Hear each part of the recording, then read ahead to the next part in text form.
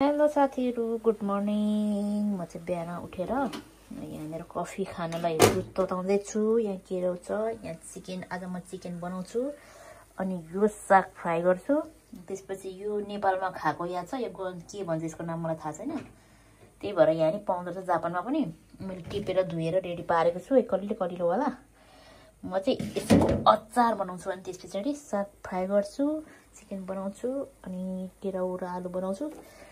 मेरो दुध उम्लिँदैछ कफी खानलाई अनि दाल बसाउँछु, खाना बनाएर खान्छु। आज मेरो छुट्टी हो, त्यही भएर यो साग चाहिँ मैले खोलाबाट टिपेर लिएर आएको हो है।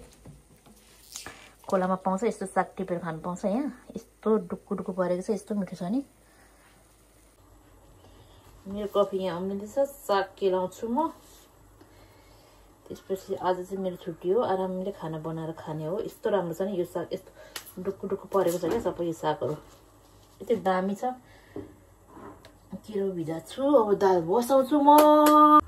मेरा कोही न हो के भी मुझे कुछ लगे। अब चाहिँ म खाना सब्जी बनाउँछु है। अब चाहिँ म खाना सब्जी बनाउँछु जस्तोसँगले। सबसे फर्स्टमा चाहिँ चिकन बनाउँछु म। मेरो कफी दुध उम्लिँदैछ है। म अब चाहिँ कफी बनाएर खान्छु। सबैभन्दा फर्स्टमा मैले खाना बसाइसकेँ। यहाँनिर चाहिँ यो चाहिँ मेरो कफी हो, मैले कफी बनाइसकेँ। सुन्तला पनि छ है, आज सुन्तला खाने हो दिउँसो चाहिँ म चट्टसँगले। यो चाहिँ मेरो कफी, म कफी खाएँ।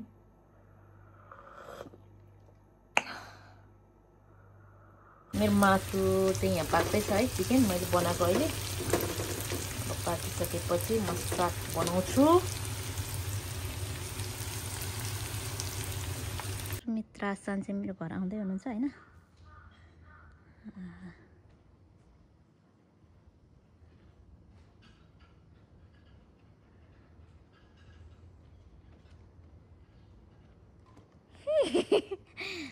कस्तो म तपाईँलाई कल गर्छु भन्दा भन्दै के र के गर्दा गर्दै हेर्नु न। यो अचार तर कस्तो छ मलाई थाहा भएन, मैले बनाएको। सुमित्र सन आउनु भएको छ मेरो घरमा, पाहुना। अरे सबै थोक मैले यहीँ मिक्स गरेर हालिदिएको, हेर्नु न। अन्त दहीसँग खाना आँटेको, यो चाहिँ दही। मैले चाहिँ खाना खान थालेँ होइन, तर मिठो भएको छ हो।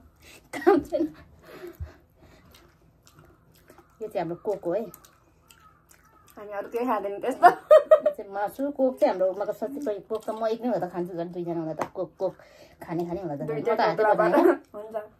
हातले खानु मन पर्यो क्या मलाई। तर यो अचार कस्तो भएको छ मलाई नेपालमा खाएको याद आएर बनाएको क्या। मिठो भएको छ।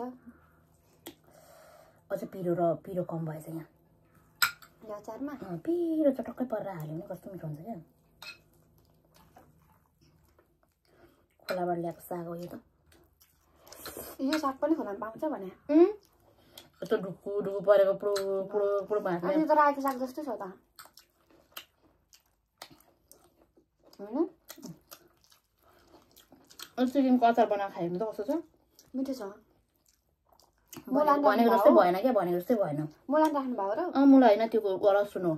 ए लसुन हालेको ठिक छ, मलाई चाहिएको।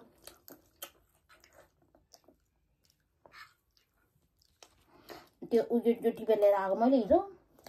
जो क्या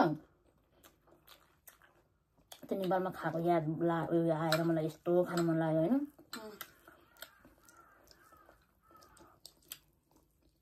चट्टी हो, मजाले छ भएन यो अचार त। कस्तो निस्किन्छ हेर्नु न। यस्तै हो।